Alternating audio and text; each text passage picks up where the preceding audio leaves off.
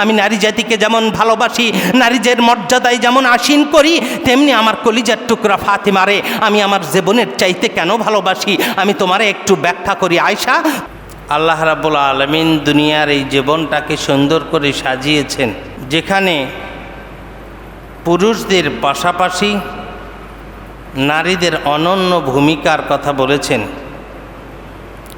শুধু এটাই নয়, মর্যাদার দিক দিয়ে আল্লাহ রাব্বুল আলামিন মা জাতিকে, নারী জাতিকে অত্যন্ত সম্মানিত করেছেন।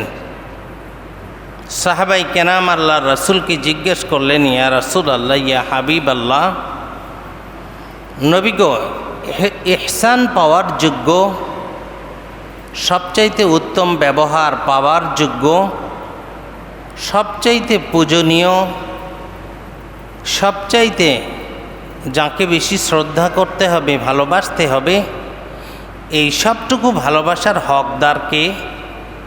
আল্লাহ রাসূল বললেন, উম্মুকা, তোমাদের মা। আবার জিজ্ঞাসা করা হলো, সুম্মা, এর পরে কে? আল্লাহ রাসূল বললেন, তোমাদের মা। তৃতীয়বারও আল্লাহ রাসূল বললেন, তোমাদের মা। চতুর্থবার বললেন, তোমাদের বাবা।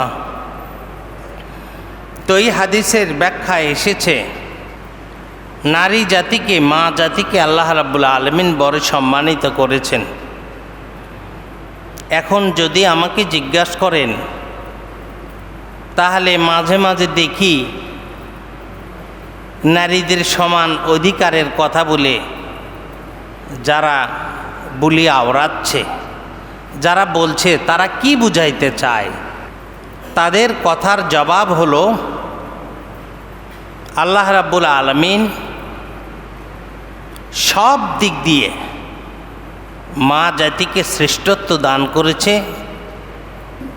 সেটা আল্লাহ রাব্বুল আলামিন ঘোষণা করেছেন কোরআনুল কারীম, মহাবিশ্বের মহাবিশ্বয় মহাগ্রন্থ আল কোরআনে। যাদের অন্তরে, যাদের আকলের ভিতরে কোরআনের জ্ঞান নাই, তারা এই বিষয়টা বুঝতে পারবে না। তারা মনে করবে নারী আর পুরুষের মধ্যে বৈষম্য করা হয়েছে। নারীদেরকে প্রকারান্তে তারা বুঝিয়েছে ইসলাম নারীদেরকে ঠকায়েছে। নাউযু বিল্লাহি মিন যালিক। এটা তারা জানে না, এই জন্য তারা বলে। আল্লাহ রাসূল বলেছেন, কুল্লু মাতাউদ দুনিয়া। উম্মতে মুহাম্মাদি, তোমরা পৃথিবীর সৃষ্টিটাকে লক্ষ্য করেছ? আল্লাহ রাব্বুল আলামিন পাহাড় পর্বত, সমুদ্র রাজি, আসমান জমিন, অক্সিজেন দিয়ে গোটা বিশ্ব ভরপুর করে দিয়া তোমাদের যে আবাসস্থল আল্লাহ সুন্দর করে সাজিয়েছে, এই সব কিছু সম্পদ। আল্লাহ রাসূল বলেন, কুল্লু মাতাউদ দুনিয়া। এই দুনিয়ার যা দেখছ সব সম্পদ। ওয়াখাইরুল মাতাউদ দুনিয়াল মারআতুস সালিহা।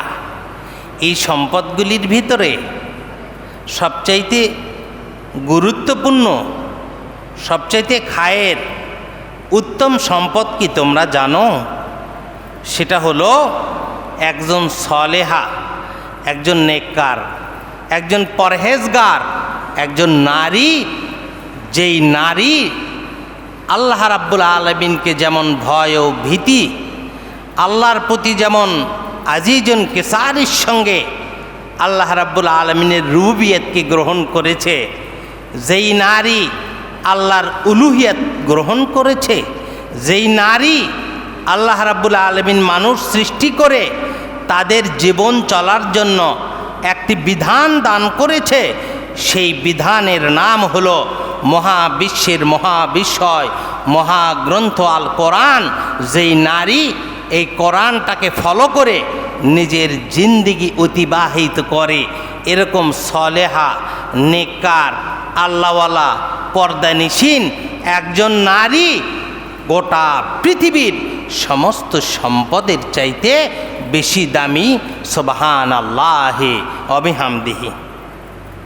আমরা মনীষীদের বক্তব্য দেখেছি, তারা বলেছে একটা শিক্ষিত নারী দাও, আমরা তোমাদেরকে একটা শিক্ষিত জাতি উপহার দেব।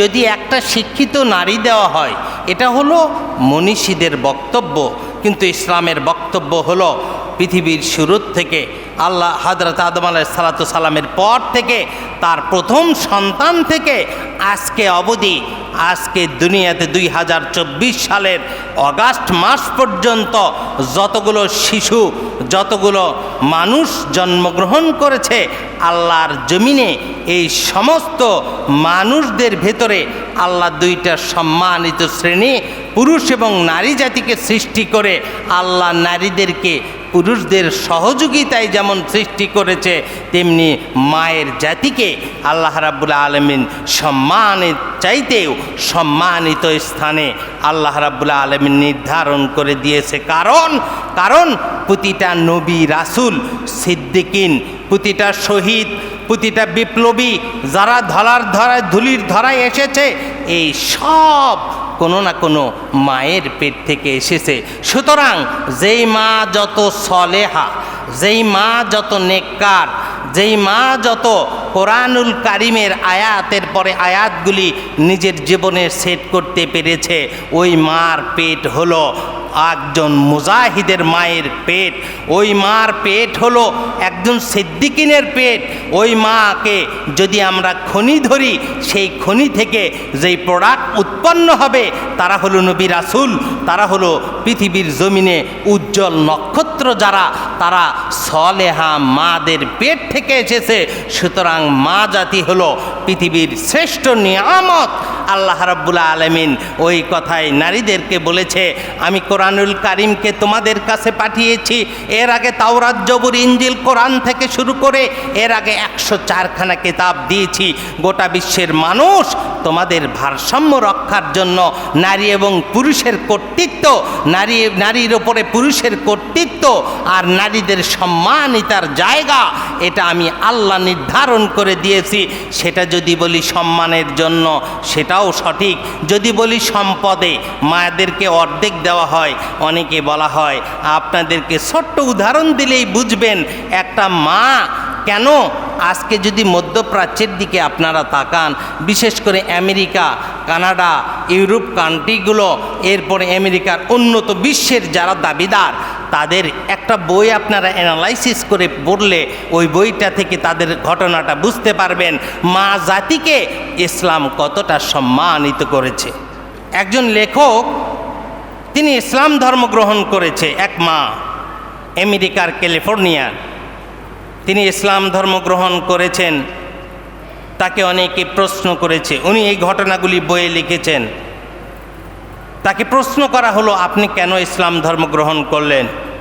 গোটা বিশ্বে একটা দুইটা ধর্ম নয়, 4243-এর ওপরে ধর্ম, আপনি কেন ইসলাম ধর্ম গ্রহণ করলেন? ওই মাটা তিনি তার ব্যাখ্যায় লিখেছেন, দেখেন, ইসলাম শাশ্বত সুন্দর এমন একটি জীবন ব্যবস্থা। Islam is the complete code of life. Islam একটি সুন্দর জীবন ব্যবস্থা, যেই জীবন ব্যবস্থায় আমরা মা জাতি যেইভাবে সম্মানিত হই। এটা ব্যাখ্যায় বলি, একটা ছোট্ট শিশু যখন ভূমিষ্ঠ হয়, এক মা জাতি দুনিয়াতে ভূমিষ্ঠ হয়ে আসে, ফেরেশতা কুল তাকে নাকি অত্যন্ত সম্মানিতা বলে লকব দিয়ে থাকে।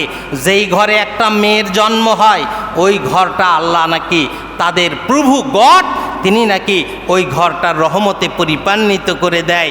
এরপরে শুনেছি ওই ছোট্ট মেয়েটা যখন মার কোলে আসে, তখন এত আনন্দিত হয়, তারা তাকে বড় আদর করে শুশ্রূষা দিয়া মায়ের মর্যাদায় আসীন করে। এরপরে ওই মেয়ে সন্তান যখন কৈশোরে পদার্পণ করে 10-11 বছর, তখন তার বাবা ওই মেয়েটাকে এমনভাবে লালন পালন করে, মনে হয় তার মা যে দুনিয়ায় বেঁচে ছিল, ওই মার আসনে ওই মেয়েটাকে বসায়া দেয়। ওই মেয়েটারে এত ভালোবাসে, এত মহাব্বত করে। ওই বাবাকে যদি জিজ্ঞাসা করা যায়, তুমি তো তোমার মাকে অনেক দিন হারিয়ে ফেলেছ, তোমার মা তো মনে নাই, ওই বাবাকে জিজ্ঞাসা করলে বাবা এক বাক্যে উত্তর দেবে, যে উত্তরটা আমার রাসূল হযরতে আম্মাজান আয়েশাকে দিয়েছিলেন। আম্মাজান আয়েশা জিজ্ঞাসা করেছিলেন, ইয়া নবী আল্লাহ, ইয়া হাবিব আল্লাহ, দুনিয়ার সমস্ত মানুষকে এক জায়গায় রাখেন, আর আপনার মেয়ে ফাতেমাতুজ জাহরাকে আপনি কেন এত ভালোবাসেন?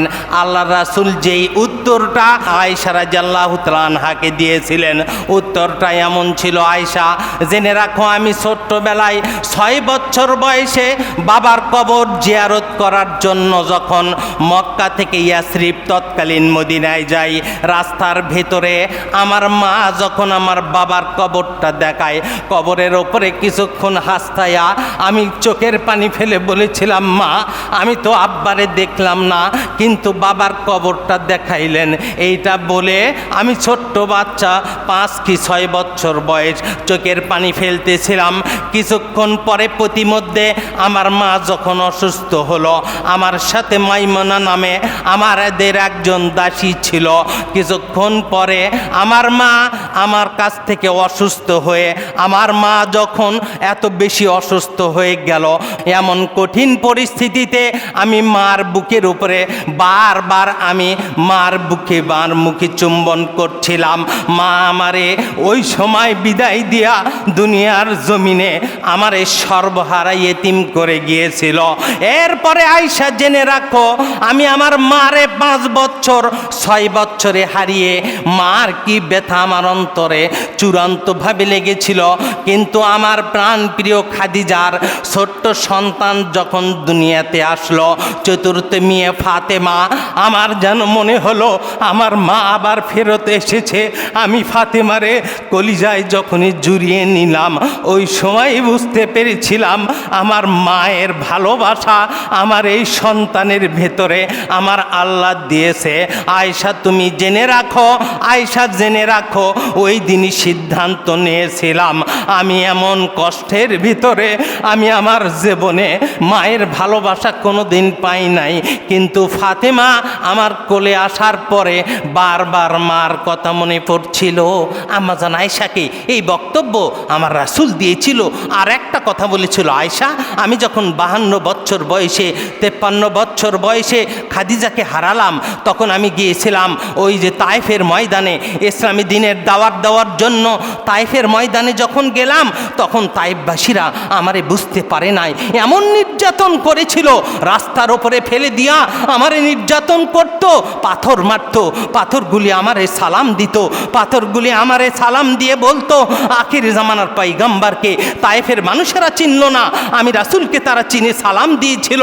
তায়েফ থেকে যখন আমি মক্কায় ফিরে আসলাম, মক্কায় ফিরে আসার পরে আমি তোমাকে বলি কেন আমি ফাতেমারে এত ভালোবাসি। আমি যখন মদিনায় থাকি, যখন মদিনার থেকে বাহিরে যাই, সর্বশেষ যার সঙ্গে দেখা করি সেটা আমার কলিজার টুকরা, আমার বিদউ মিন্নি ফাতেমাতুজ জাহরা। আমি ফাতেমার সঙ্গে দেখা করি। আমি নারী জাতিকে যেমন ভালোবাসি, নারীদের মর্যাদায় যেমন আসীন করি, তেমনি আমার কলিজার টুকরা ফাতেমারে আমি আমার জীবনের চাইতে কেন ভালোবাসি আমি তোমারে একটু ব্যাখ্যা করি। আয়েশা তুমি শোনো, আমি যখন ওই তায়েফের ময়দান থেকে যখনই আসলাম, পুরা শরীরটা রক্তাক্ত, 55-50 কিলোমিটার রাস্তা, এত রাস্তা আমি হেঁটে এসেছি, পাটা বড্ড ফুলানো, শরীরটা বড় রক্তাক্ত, রক্তের চিহ্ন শরীরে লেগে আছে।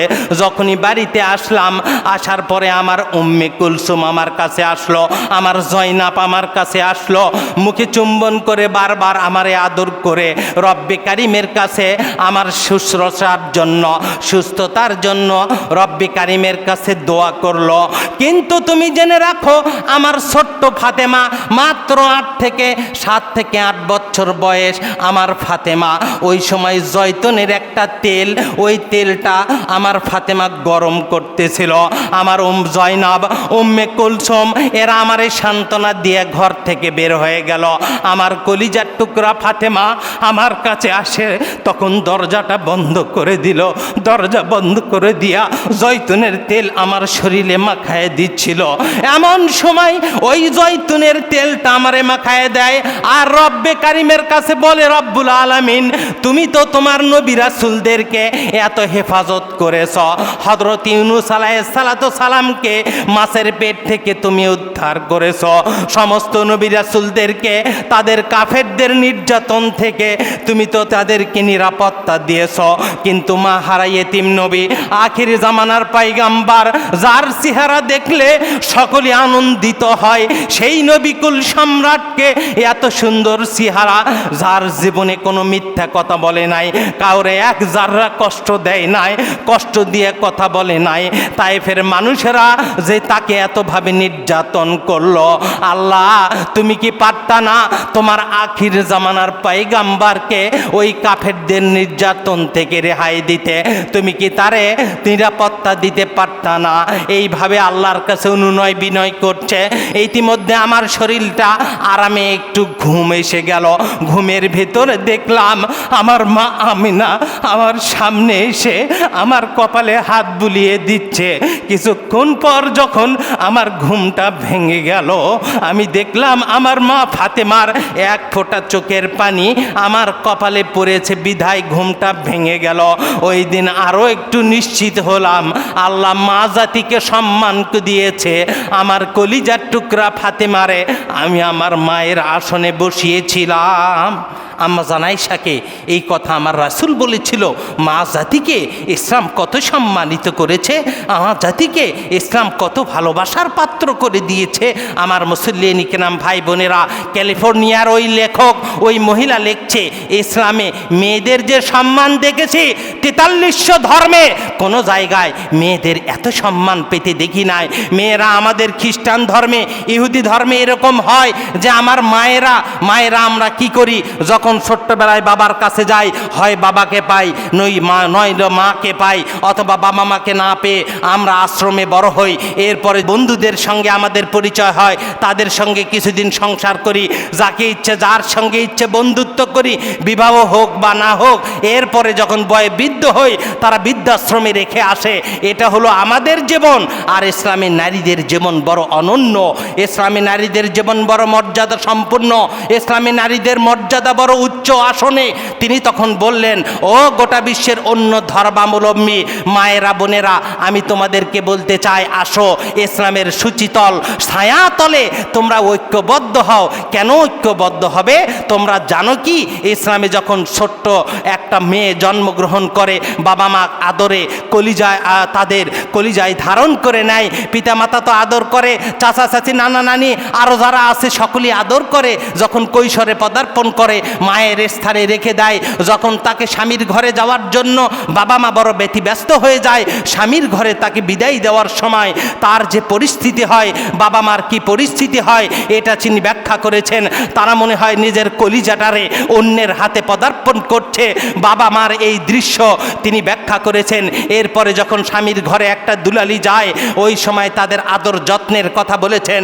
এরপরে তার সন্তান হলে মায়ের আসনে তাদেরকে রাখা হয়। এরপরে যখন মা হয়ে গেল, মৃত্যু পর্যন্ত ওই সন্তানেরা মাকে সবচাইতে বেশি সম্মানিত করে, সবচাইতে বেশি আদর যত্ন করে। এরপরে কবরে তাকে অত্যন্ত সম্মানের সঙ্গে আল্লাহ রাব্বুল আলামিনের নির্দেশে দুনিয়ার থেকে চলে যাবার পরে সম্মানের সঙ্গে কবরে রেখে দেয়। এর চাইতে সুন্দর ধর্ম, এর চাইতে কোনো ধর্মে মেয়েদের এত সম্মান পৃথিবীর জমিনে 4300 ধর্মে খুঁজে পাওয়া যায় না। কারণ ইসলাম কমপ্লিট কোড অফ লাইফ। এই কমপ্লিট কোড অফ লাইফে আল্লাহ রাব্বুল আলামিন কোরআনুল কারিমে মেয়েদের জন্য ঘোষণা করেছেন, ওয়াকরনা ফি বুয়ুতিকুন্না ওয়ালা তাবাররাজনা তাবাররাজাল জাহিলিয়াতিল উলা। মায়েরা বোনেরা, আল্লাহ রাব্বুল আলামিন নবীদের স্ত্রীদেরকে লক্ষ্য করে বলেছেন, নবী গো আপনার স্ত্রীদেরকে আপনি বলে দেন, আপনার স্ত্রীর মাধ্যমে গোটা বিশ্বের সমস্ত উম্মতে মুহাম্মাদিকে আপনি বলে দেন, মেয়েরা তোমরা ঘরে অবস্থান করো, তোমাদের ঘর হলো তোমাদের ঘর, তোমাদের অবস্থানের জায়গা। আর পুরুষদের অবস্থানের জায়গা হলো বাইরে। তারা সারাদিন বাইরে থাকবে, রাত্রিতে ঘুমানোর জন্য বিশেষ প্রয়োজনে বাড়িতে অবস্থান করবে, আসবে। আর মেয়েরা তোমরা বাড়িতে অবস্থান করবা। ওয়াকরনা ফি বুয়ুতিকুন্না, বাড়ির ভিতরে অবস্থান করবা। প্রয়োজনে তোমরা বাহিরে যাবে, প্রয়োজনে তোমরা ব্যবসা প্রতিষ্ঠানে যাবে, প্রয়োজনে তোমরা চাকরি বাকরি করতে পারবে। ইসলাম তোমাদেরকে নিষিদ্ধ করে নাই, শুধু ঘরের ভেতরে আবদ্ধ করে রাখে না ইসলাম। তোমাদের অবশ্যই বাহিরে যাওয়ার অধিকার আছে, কিন্তু আল্লাহ বলেছে তোমরা হেজাবের সঙ্গে, নেকাবের সঙ্গে, পর্দার সঙ্গে, পর্দাকে মেনটেন করে, পর্দাকে অবলম্বন করে, তোমার শরীরটা আবৃত করে আল্লাহ রাব্বুল আলামিন কোরআনুল কারিমে যেইভাবে তোমাদেরকে নির্দেশ করেছে, আবার আল্লাহ এই আয়াতের পরের অংশে জাহেলি যুগের নারীদেরকে ভর্ৎসনা করে বলেছেন ওয়ালা তাবাররজনা তাবাররজাল জাহিলিয়াতিল উলা, তোমরা ওই জাহেলি যুগের নারীদের মতো বেপর্দা হয়ে, বেশরম হয়ে, একটি সামান্য ফিলপিনে কাপড় পরে, যেই কাপড়ে শরীর আবৃত হয় না, যেই কাপড়ে শরীরটা দেখা যায়, এরকম পাতলা কাপড় পরে কখনো ঘরের বাইরে বের হয়েও না। তোমাদের জন্য ঘরটাই উত্তম, সেখানে তোমার স্বামীর খেদমতে জান্নাত তোমার জন্য নির্ধারিত হবে। তোমার সন্তানদেরকে সুপথে লালন পালন করার জন্য তোমার জান্নাত নিশ্চিত হবে। মা বোনেরা, তোমাদের সন্তানদেরকে তোমরা যদি একটা নেককার সন্তান জাতিকে উপহার দিতে পারো, তোমরা যদি একটা নেককার সন্তান জাতিকে উপহার দিতে পারো, ওই সন্তান হবে জাতির জন্য নিয়ামত। বিশেষ করে মায়েরা, বোনেরা, আপনারা যদি সলেহা হন, আপনারা যদি নেককার হন, আপনারা যদি নেককার সলেহা নারী হন, নিজেদেরকে বাড়িতে আবদ্ধ করে পর্দার সাথে দুনিয়ার সমস্ত কর্মকাণ্ড পরিচালনা করেন, আল্লাহর কসম করে মসজিদের মেম্বার থেকে বলি, আপনার পেট থেকে যে সন্তান আসবে, ওই সন্তান কখনো অর্থ তসরুপকারী দুর্বৃত্ত হবে না, ওই সন্তান কখনো ডাকাত হবে না, ওই সন্তান কখনো অস্ত্রধারী সন্ত্রাসী হবে না, ওই সন্তান কারো বুকে গুলি চালাবে না, ওই সন্তান কারো অনিষ্ট করতে পারে না। আপনার সন্তান হবে নেককার, আপনার সন্তান হবে মুজাহিদ, আপনার সন্তান হবে সিদ্দিকিন, আপনার সন্তান হবে শুহাদার মধ্যে অন্তর্ভুক্তকারী সন্তান। আর যদি কোনো জাতি তাদের মা বোনদেরকে যদি নেককার মা বোন বানাতে, সলেহা মা বোন করতে তারা ব্যর্থ হয়ে যায়, তাদের পেট থেকে এমন সন্তান জন্মগ্রহণ করবে, ওই সন্তানের মধ্যে আল্লাহর ভয় থাকবে না, ওই সন্তানের মধ্যে তাকওয়া অর্জনকারী সন্তান জন্মগ্রহণ করবে না। ওই জাতি এমন কুলাঙ্গার সন্তান পাবে যারা ওই জাতির সম্পদ লুণ্ঠন নেয়া, ওই জাতির সম্পদ লুণ্ঠন নেয়া বড় ব্যস্ত হয়ে পড়বে। তাদের দুনিয়াতে আল্লাহর ভয় থাকবে না, তাকওয়া ভিত্তিক সমাজ প্রতিষ্ঠা হবে না, তাকওয়া ভিত্তিক রাষ্ট্র প্রতিষ্ঠা হবে না।